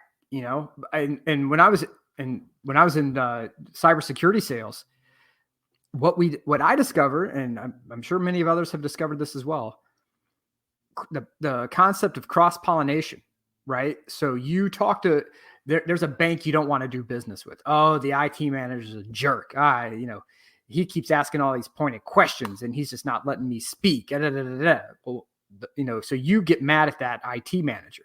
Well, that IT manager moves up and becomes a CISO, a chief information security officer at a mid-level bank, because what you learn is those guys are only on deck for about 12 to 18 months before they move on. So, 6 to 12 months later, boop, they're at a mid-sized bank. 6 to 12 months later, boop, now they're at a large bank, right? And so their spending budget exponentially increases each stop they go to. So you burn that relationship at the bud, at the kernel early on. And then by the time they get up to having that large budget, they don't even want to take a call from you. They've instructed all of their underlings. If you get anyone from this company that calls us, you hang up. Mm-hmm. You tell them never to call again, because I don't like those guys. And what happens is they poison the downward well too. So everywhere they're going, they're poisoning the well with your name. Burn the relationship if you want. Quietly, you can go home and hate that person. I hate that person, but I'm going to do good business with them, right? Mm-hmm. It's like we talk about in the wrestling world all the time. You have two people who have legitimate real life heat, don't like each other, can sometimes put on the best matches because they understand it's what's best for business. Do what's best for business. Take the L and move on. Richie should have taken the L, or in this case, the helping freaking hand, and moved on. Jarrett, fire away, man. Come on. He's thinking about it. I mean, it's a lot of it is how you're going to deal with this going forward. And you know what? When we pull let's modify the scope here. Let's pull the range back on this. Sure. How does New England deal with this? Uh-huh. Like, New England's been dealing with it. They got through the end of the regular season, got through the playoffs, didn't go their way. And they were openly admitting, the players, that they were still trying to figure out how Clint PA wanted them to play late in the year. Not necessarily a surprise. Yeah, man. Like, but all of it is just so. Like, how does New England rebuild this? Because here's the thing, man. Go back to like 2017. New England's been a mess for a while. Like, it's not new that New England's been a mess. They've had issues. Going back to like the Rev wedding, where that team pretty much quit on Jay Heaps. Yeah. And it was there, like, you had the Brad Friedel era where it was just bad. Bruce comes in 19, stabilizes them. And just seems like it's stable. It's working. You set the points record, it gets broken again. Who cares? You've done really good work. You've built a firm foundation. You've gotten great production out of guys. You've sold guys for money. You've got a supporter shield. You made a playoff run. A lot to write home about. Well, now you got to start over because of this. So not only did Richie play Richie, Richie played the entire New England Revolution and threw them into a deeper flux, right back to where they were, almost a decade ago. All right. So Nick has posted this, and this was kind of thought about. We're going to do soccer over there for a second. And I have to make sure that everything fits the way it's supposed to fit here. And this was rumored, one of 3 candidates. And if I hit the right thing, then I can actually do it right.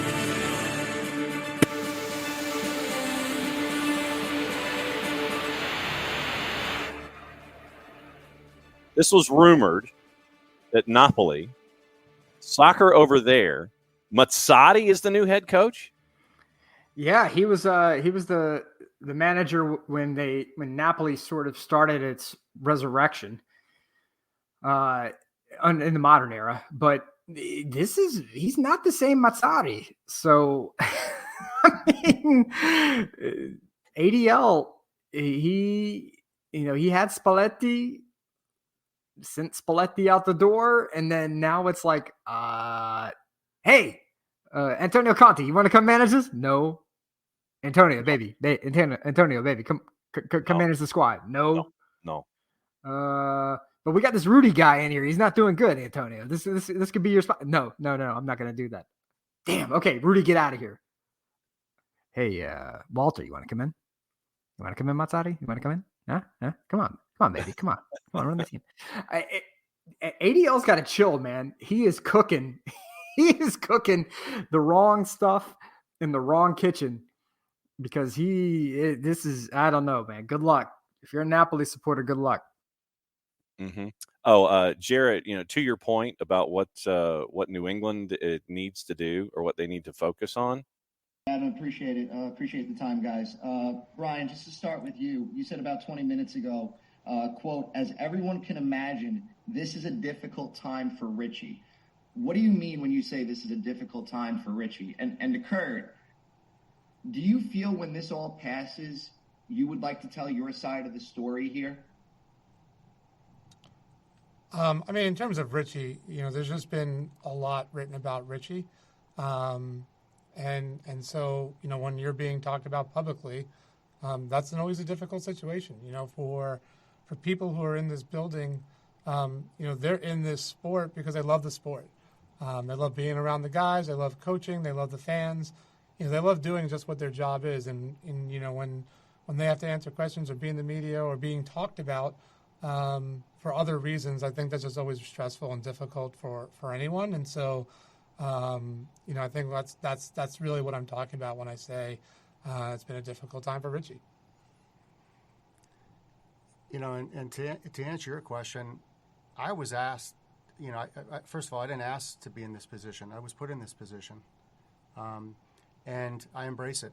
The Crafts and Brian have asked me to lead this organization through a very, very difficult time. And I have enormous experience. I'm extremely confident.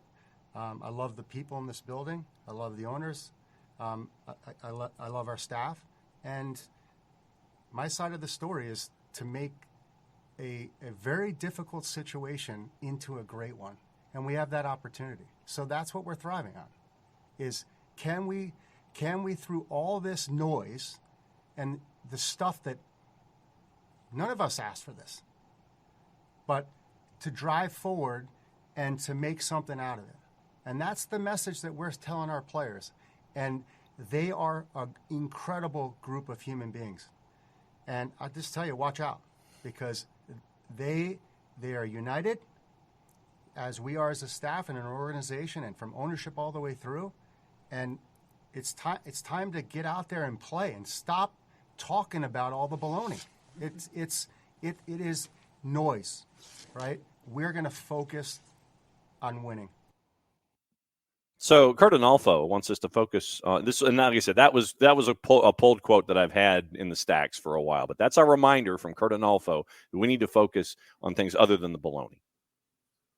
After further review, we have determined that it is not just noise nor baloney, but it actually real life situations. That is. Good Lord. Sorry, that was a blast from the past from Kurt Anolfo, where when all this stuff started to go down, we need to focus on things we need to get away from the baloney. So we need to focus on things. Can't get away from the baloney, man. Not baloney. The baloney. Get away from the baloney. But there's nothing wrong with a bologna and cheese sandwich occasionally. Yes, there is. Yes, there is. It's bologna, John. Yes, it is. It's just bologna, Jarrett. Yes. It's bologna.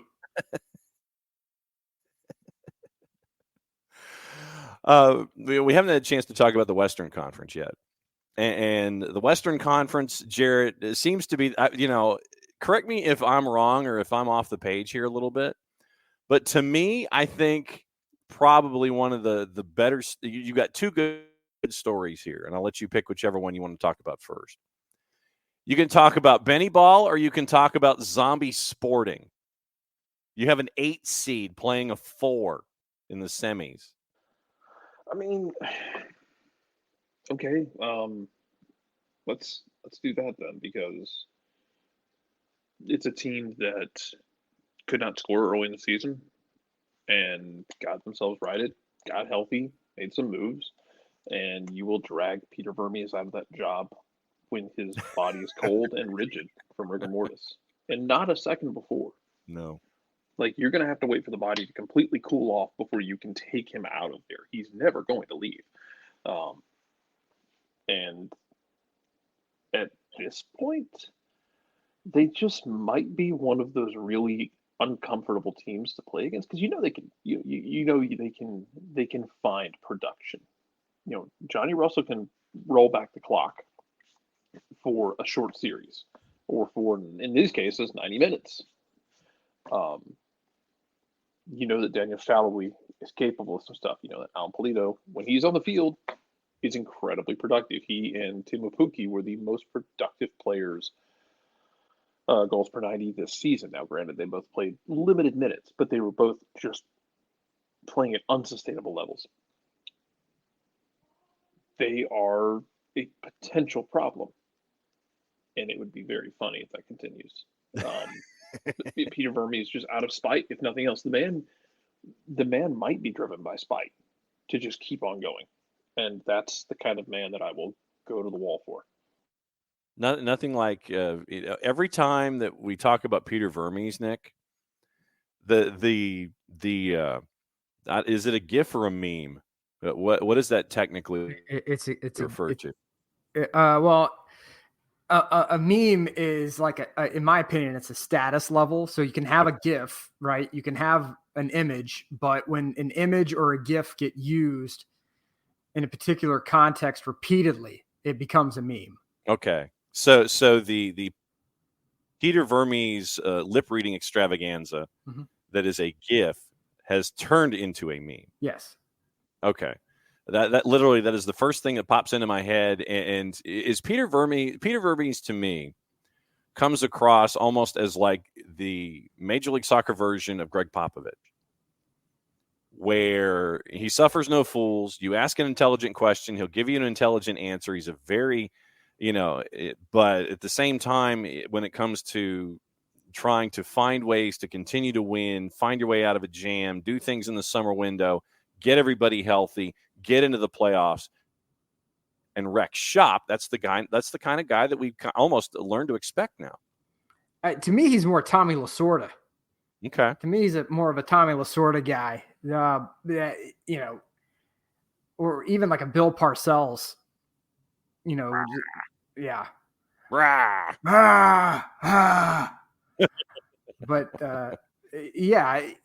this is an amazing coaching job that this guy's doing right now, because all of us, including me, have written off Sporting Kansas City and Vermes. I was like, well, Vermes got to be out, But the difference between our show, I can't speak of any other show, but on this show, we call out periods where we're wrong. And I will say I was completely dead ass wrong about Peter Vermes in Sporting Kansas City. It is a true zombie job by this man, and well done. Go for it, Jarrett. I think we all were at different points Because even if we wanted to believe in him, we were kind of like, do they pull the ripcord here? Yeah. But he's also the GM, so that's a major overhaul. Do you just wait till the offseason? No. He's just powered by spite, though. He's powered by doubt. And then, Jarrett, on the flip side, your 4 seed in Houston, Benny Ball, Ben Olsen, who was criminally underrated in the Coach of the Year conversation. Not getting nothing from nobody about nothing. Then you end up with Benny Ball being what it is. It's embarrassing that he wasn't getting more votes, as far as I'm concerned. Personally, I'm annoyed that he wasn't getting more votes because of the work he did this year with this team. I mean, look, they got a U.S. Open Cup. I don't care that Messi didn't play. He still bludgeoned Miami's face in for most of that game. I thought the scoreline was a little deceptive. They got through the playoffs. They got through an incredibly tricky first round of the playoffs against RSL. Like Pablo Mastroeni's got that team playing a very defined way. They're not going to give up a lot, and then they have a very dangerous striker. They have Diego Luna. Like, they have weapons. They know what they are, and they've shown you in the playoffs before that they can just drag you into a fight in a closet. And sure, they're going to come out bleeding, but you're not going to come out at all. But Benny Ball's able to survive it. And now we've talked for years about Houston kind of being a sleeping giant. It should be because of that market. Because of everything in the Houston area, it should be a bigger market for what it is for soccer in the United States and for MLS. Well, Ben Olsen, who it wasn't working in DC anymore, and DC is kind of wandering in the desert here for, going on. This will be, I guess, reset of year 1 of 40 to start wandering in the desert. I'm very interested to see how the DC people feel seeing Ben Olsen do this, because I think it was time when he left DC. I don't think he was fired without cause. I think it was time. But, man, him just, turning Houston into a functioning team that's really fun to watch has been a bit surprising and been very enjoyable. And I'm very annoyed that he hasn't gotten more votes for Manager of the Year. Absolutely think he should have gotten into the top 3. But that's just me. Yeah, Ben Olsen's job, that's one that also got to wave a flag, the year-end flag of, yep, wrong on that guy. I really thought that they would be a middling team, because that's what we saw for so many years up in DC, right? Like this, Ben Olsen's khaki Warriors playing the most vanilla ball humanly imaginable, just creeping along. And I thought, well, it's going to be rinse and repeat down in Houston. That man's found a renaissance. So good for him, man. I mean, look, I love being proven wrong on this stuff, because I don't want people to lose their jobs. As somebody who has lost a job and forced out of a job, baby, that is not how we want to be living. So to watch Ben Olsen, watch Peter Vermes save his job, right? To watch Ben Olsen resurrect himself, his style, his love for the game. I mean, he's got those guys playing for each other down in Houston. The future looks very bright for them.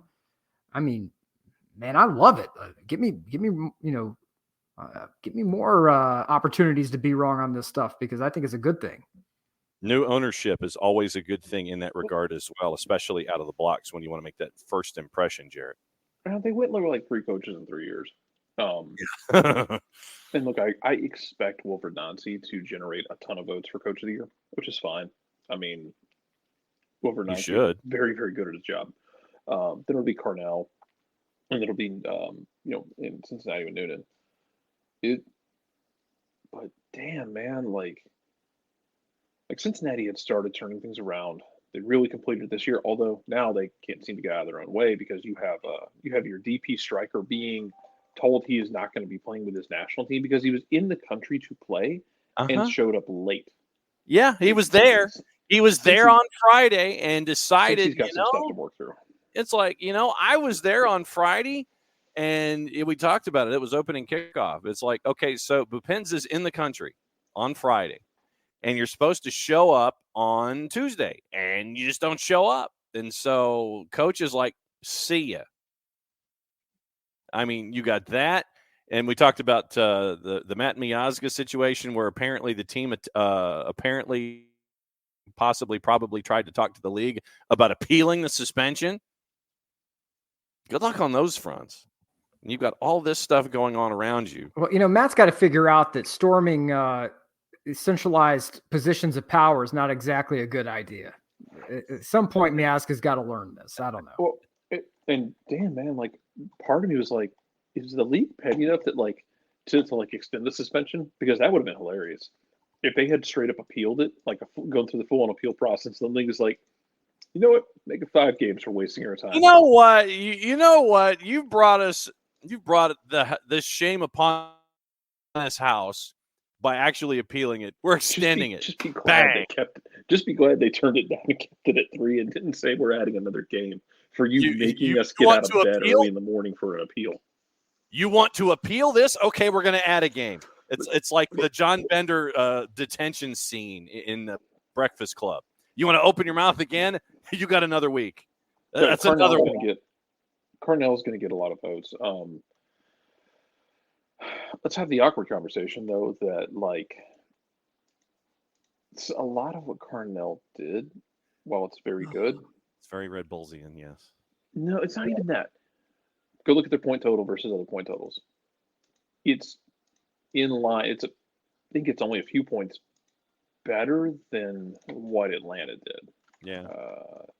Expansion records. Oh, so you want to compare?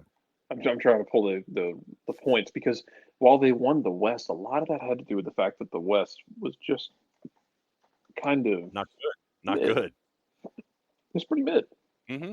It was. Because LAFC had 57 points. Let's see. I'm trying to pull all the points. Yeah, Atlanta had 55. Yeah, so you're 1 point behind St. Louis. But, yeah, like it's a good season. It also benefits from the fact that the West was just weird and dumb this year. Because when Atlanta had 55, they had to play a first round game against the Columbus Crew. I'm really tired of doing that. But yeah, man, it's just all very, very chaotic with the manager of the year thing. And then the fact that as much as I love what Wilfred Nancy did, the Columbus roster was in solid shape when he got there.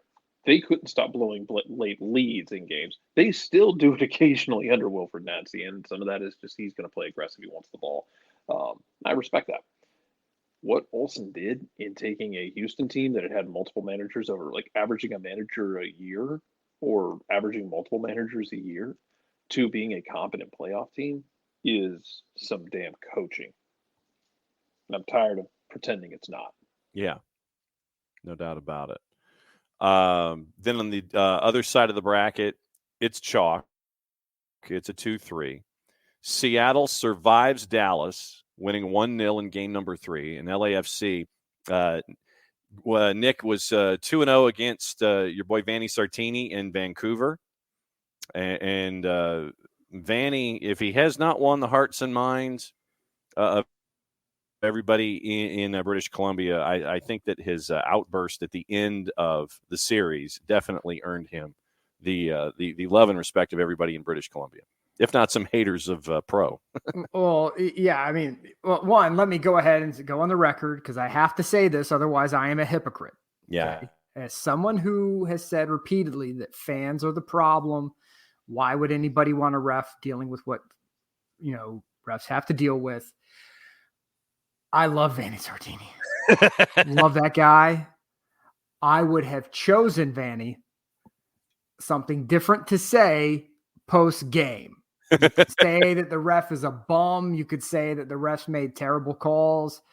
I understand what you were trying to say, Vanni, but As English not your first language. I get it. Yeah. But brother, you can say that in Italy. You can't say that here. So talking about finding a ref in the river, not going to work well for you. And I don't think you should have said it. Therefore, I'm not a hypocrite. Okay. And I refuse to flip-flop positions on this. However, and I know that nothing means anything except for after the however. Mm-hmm. Pro has got to figure out how to unblank themselves, man, because good God, they find new and unique and awesome opportunities to prove their cluelessness day in and day out. I want Bart on a plane right now to Pro headquarters to sit down with them.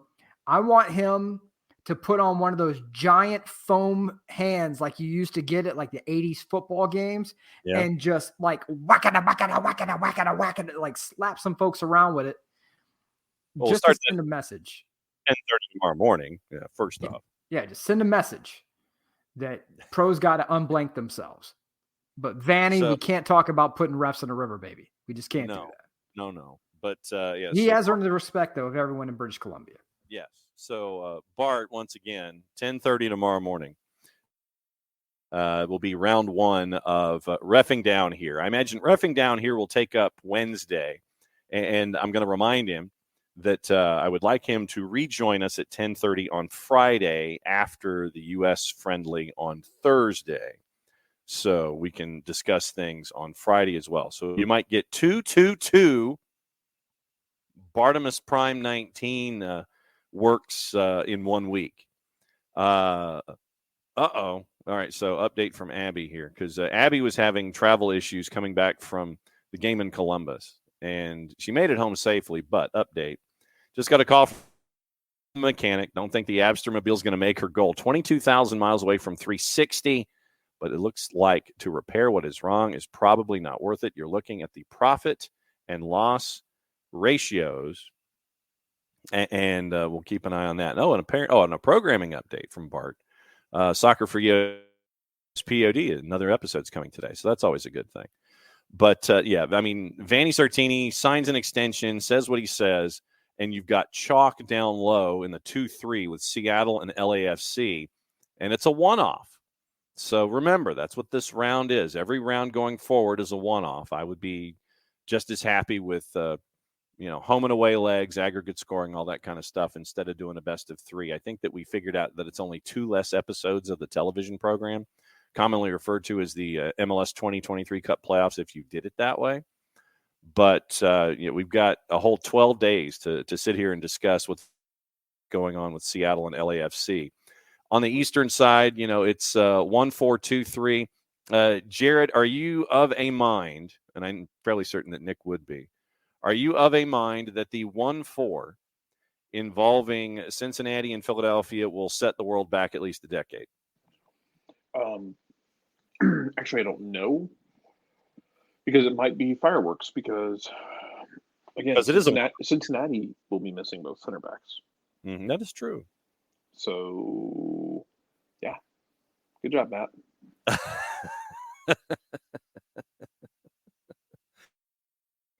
So that is what once more into the breach, Matt. Once more. Oh God. I think it's going to set everything back, and for one reason. Philadelphia is not going to want to go and get in a track meet with Cincy. Not going to happen. Mm-hmm. So the flopping will be early. It will be often. The goading for, of Cincy players, I would go ahead and start coaching them now to say, look, we are going to have our assistants going around while you're practicing, while you're doing passing drills, and start kicking you in the ankles, right? Just so that way you learn not to react. And we're going to hit you. We're going to elbow you. We're going to bump you. Do not react, because if you do, that's when the cards are going to come out. And as a pressing team, the minute you get into card trouble, your entire way of playing fundamentally changes. You can't close with the level of intensity required to move the ball, to force the opponent to move a ball in a particular direction. You have to take a half step off, because if they throw themselves to the ground, it's going to look like, especially if you run through your press, it's going to look like you've like slaughtered their ankles. So the ref will be very quick on the cards then. That allows passing lanes. That allows space. Philly, very good at exploiting those. Just get used to the idea that you're going to get bumped and knocked around and learn not to react. That's it. That's all you can do. But Philly's going to set this game back, and the league and the world, the universe perhaps, we don't know, centuries by their buffoonish tactics. I would firmly anticipate something like that as well. Nick, I wanted to get your thoughts on a hiring in the USL Championship. Antonio Nocerino is now the new head coach at the Miami FC. Returns to Florida after playing 16 and 17 and being a youth coach at the Purple Team from 2020 to 2022, co-owned by Ricardo Silva and Paolo Maldini. So Antonio Nocerino is now your new head coach at Ricardo Silva Stadium in Boca Raton, Florida, for the Miami FC. There's a pretty large Italian contingent down in Miami. Good for him. I would like to see how he reacts when he starts trying to implement his tactical philosophies, because it's just going to be interesting to watch play out. Especially at the USL level. If he thinks he can get them tactically where he wants them to be, then great. Remember, Nesta also managed the Miami FC for a while and bounced. So it's going to be interesting to see how this plays out. Maybe we need to schedule a road trip to go down and interview him, like a South Beach interview. Like that. I'm still waiting for Chelsea to re-enter the league. After What, you guys don't want to go to Miami? Oh, no, absolutely. I just can't wait for the sit down. That's all. A couple of other things. Jarrett, before we're out of here in 8 minutes to discuss things, reminder at 2 o'clock this afternoon, presser for Chattanooga FC. And there are muckety mucks. There is ownership. There's coaches. There's people. Probably we'll have some interviews, and we'll post it as a show later today, and efforting a CFC presence tomorrow morning in the 9 o'clock block. Roberto De Zerbi, Jarrett, says he does not like 80% of Premier League referees after 10-man Brighton were held to a 1-1 draw with Sheffield United on the weekend. Adingra had put the hosts ahead. A midfielder then game changed on Mahmoud Daoud's red card with about 20 to go. He stomps on an Achilles. Adam Webster scores an own goal. You're tied at 1. And it's for the first time since the 23rd of September. So the United is off the bottom of the table. And as we continue with Roberto De Zerbi, he was booked for his touchline behavior. He didn't disagree with the red card shown by the ref, but the Brighton manager said afterward, quote, "I am honest and clear. I don't like 80% of English referees. That isn't a new opinion. I don't like them. I don't like their behavior on the pitch. England is the only country where when there is VAR, you are not sure that the decision is right. In other countries, you have to be sure 100% that the decision taken is right. In England, no, and I am not able to understand," end quote. So Roberto De Zerbi does not like officials. 80% of the ones in England, Jarrett. I mean, any given Saturday or Sunday, the fans are going to agree with you. Yes. Next week they won't care as much because it'll go in their favor, but correct. Absolutely true. So, Nick, I even, as we were getting into the VAR situation in what's the name of the country with the Premier League? Thank you, because I can't do that with my pipes anymore. There were even individuals that were proclaiming, and once again, this is angry middle-aged / older gentleman standing with his face into the headwind, screaming into the heavens, that VAR should be taken off the table now in that league. Just get rid of it for the rest of the year. Gone. Bye. Got to go. Don't like it. Done. Just get rid of it. You're spoiling my game. Get it out of here. You even had older gentlemen screaming into the void about that. Take VAR away from my game, basically. Now. Seriously? I mean, I know that. Yeah. Okay, so here's the quote. VAR is ruining my love of football. Let us put it on ice for the season. Seriously. So which call went against his team that ruined his day? Well, let's see. So it was a Des Lynam article, or it was a Des Lynam commentary. So let me preface by that. So, Des obviously, and that when because people don't write those articles unless something happened to them. You're personally aggrieved. Yeah. So let's see. So it was Tottenham and Chelsea was the match that was sat through, and Des Lynam appears just to be venting in general. So it says it was difficult to sit through Tottenham and Chelsea. So it was written about a week ago. But much of the blame is falling on that most unwelcome usurper and spoil sport VAR, which, to borrow and adapt a Wildian phrase, knows the price of everything but the value of nothing.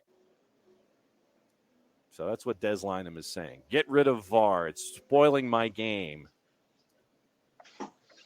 Yeah, they only say that when something happens that affects them directly. Of course. Generally, that's how it goes.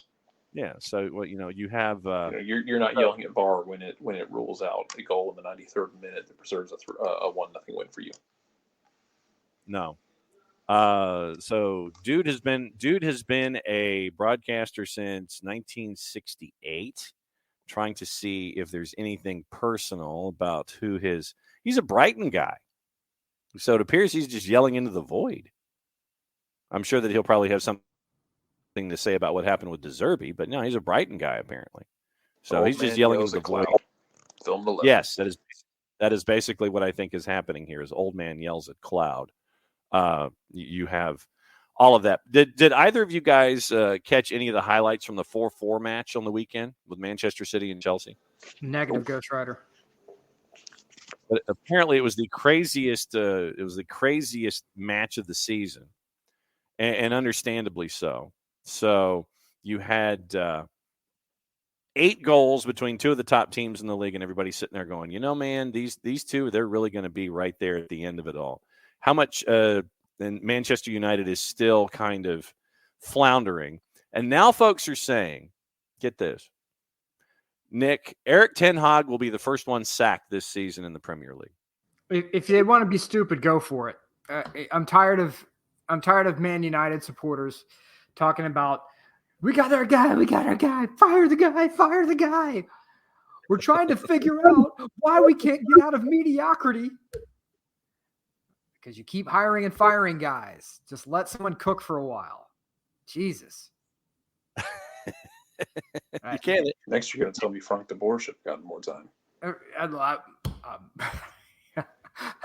Jarrett, you're going to bring the darkness out of me. But it seriously, you're not always going to be at the top. Sir Alex Ferguson is not going to jump into a DeLorean and come manage your squad. It's over. 1.21 gigawatts of electricity to make sure that the DeLorean works. I'm just saying, you cannot build a sporting culture. You cannot build a system of play unless you allow a manager time to work. I don't care what team it is. I don't care what the situation is, whether you spend all the money or none of the money. These are humans. This is not a video game. Stop believing you can just plug in a manager and get 99 chemistry and go cook. It doesn't work that way in real life. You have to let the manager work, because all you're doing is making it so that your brand is diminished each time you do one of these hire and fire episodes. Who is going to come manage you? Who's going to come out and manage you? You're not getting Carlo Ancelotti. You're not getting who else would be even in the mix for this? Zidane would be in the mix. Is not coming to manage you. So who are you getting to come in? Well, we're Manchester United. People would love to. No, they're not. No, they're not. Look at your past string of managers. Who is coming to manage you? No one wants to sit there and be like, well, I'm going to be held up to Alex Ferguson standards. No, I'm good. I don't think I wanted to work with that. We got Jose Mourinho. He's going to lead us back to glory. Did you get back to glory? No. I got right on that. So who's coming to manage you?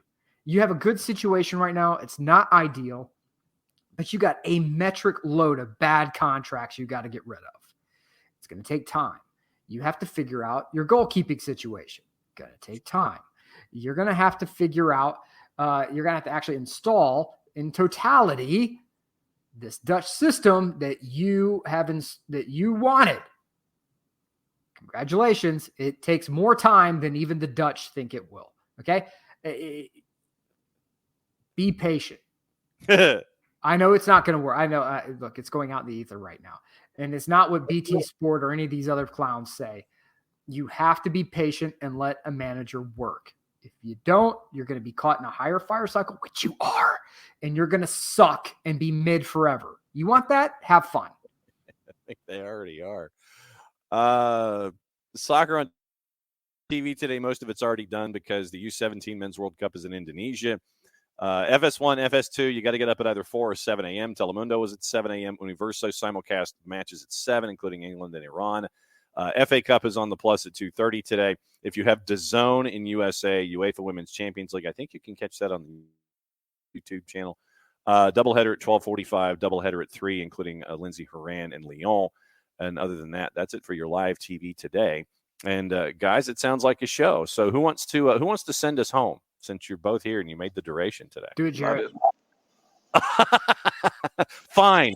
Since neither of you will do it, I will. Tomorrow, busy show. Hopefully we'll have some news out of Chattanooga FC. Will be on the 9 o'clock hour. Dylan Butler, the busiest man in the Northeast, hopefully joining us at 10 o'clock since he covered the Atlanta-Columbus match. We'll get his thoughts about what's going on in Major League Soccer. Bart coming on at 10:30. Probably reffing down here only because of all the ish that's happened in the last week. Bart, you're on notice. 10:30 on Friday. Dwayne Rollins from the 24th Minute joining us 10:15 on Friday morning to talk about everything north of the border as well. And apparently Chicago has doubled down, and the Chicago Fire have signed sporting director Georg Heitz and TD Sebastian Pelzer to contract extensions. Mazel tov. Good work. Oof, that is. Man, you know what? Heart goes out to the people of Chicago, though, because imagine the Fire doing that. The Fire fans made the wish on the monkey paw. We wish they would just make the decision on this front office, and they did.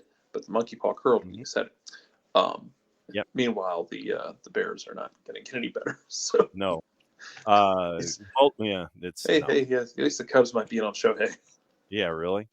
Real quick note from SoccerX down in Miami. Apparently, MLS Commissioner Don Garber and Apple VP Eddie Q, quote, "We had more than 1 million viewers for the biggest games on Season Pass. Nobody expected that." So keep an eye out of stuff that's coming out of Miami and SoccerX as well. For Nick and for Jarrett, welcome back, Nick, first and foremost, and welcome back, Jarrett. For all of us here at SDH, we'll be back at it again tomorrow morning. Thanks for hanging out with us. Mucho plati, all played safe, and since it's the end of the show, it means I get to do this. We'll be back at it again 9:05 tomorrow morning, back in Atlanta, back at Office HD, because it'll be a very, very busy show. Thanks to Lucas Panzica for hanging out with us to talk Nashville and everything in the Eastern Conference. Played safe. We'll see you tomorrow.